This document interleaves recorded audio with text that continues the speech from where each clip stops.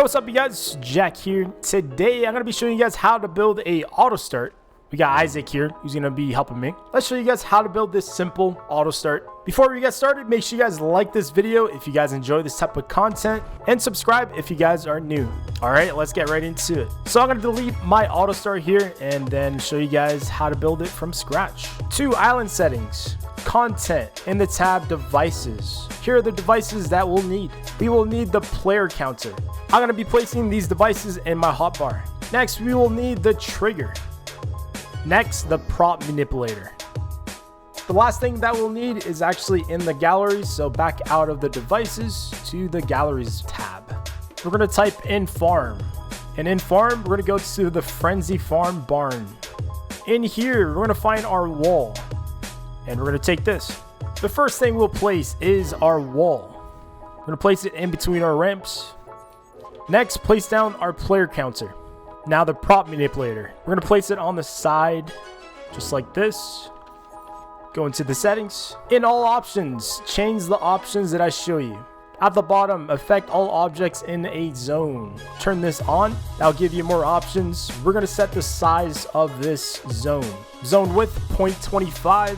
Zone depth, 0.5. Zone height, 0.25.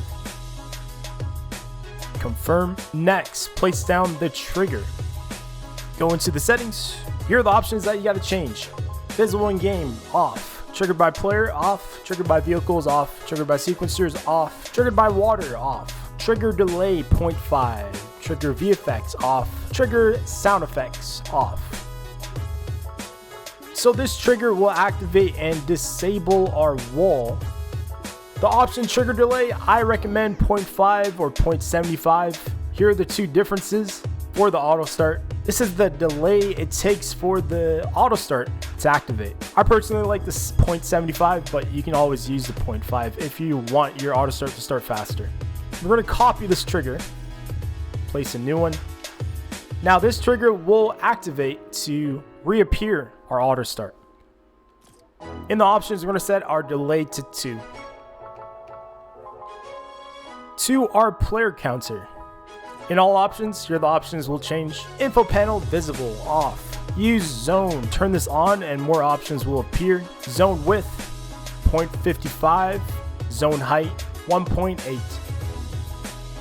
Next, we're going to be connecting all these devices so our auto start works. The first thing we'll do is connect our player counter to both our triggers. In the player counter options, we're going to go to events. On count succeeds, send event to. We're going to connect this to our first trigger. If you hover over the trigger, you can see the names of your devices. I got trigger 2 and trigger 3. So make sure you have your names right. I have trigger 2 and trigger 3 that I'll be working with. Trigger 2. Select function. We're going to have this trigger once 2 players are in this counter. I'm going to add the second trigger, which is trigger 3, and do the same thing. So this player counter tracks how many people are in this zone. You can actually see in creative mode, I can actually add this up as well. If 2 players are in here, this device sends a signal as count succeeds, which is 2. So the player counters are connected with both triggers. Now we got to connect our triggers to the prop manipulator, which will disable or, hide our wall. To the prop manipulator, we're going to go to functions. We got show prop and hide props. The first thing we'll do is go to hide props. We're going to add that, select a device. We're going to connect it with our first trigger, which is trigger 2. This will hide our wall. Next, go to show props, add a device, and then click on the last trigger that we made, which will show the wall again after 2 seconds. With that, we can place our devices in the middle of our ramps. First, the player counter. We're going to place it just in the middle, just like that. It should look something like this. Now the prop manipulator, this will hide the wall, just like that. Another thing I'll do, you don't have to do this, but I like, organizing my map a little bit. Just gonna place my triggers right next to the ramp. One thing that came to mind, make sure you go to island settings, Go into the player tab. You can even type it in environment damage. Make sure environment damage is turned off.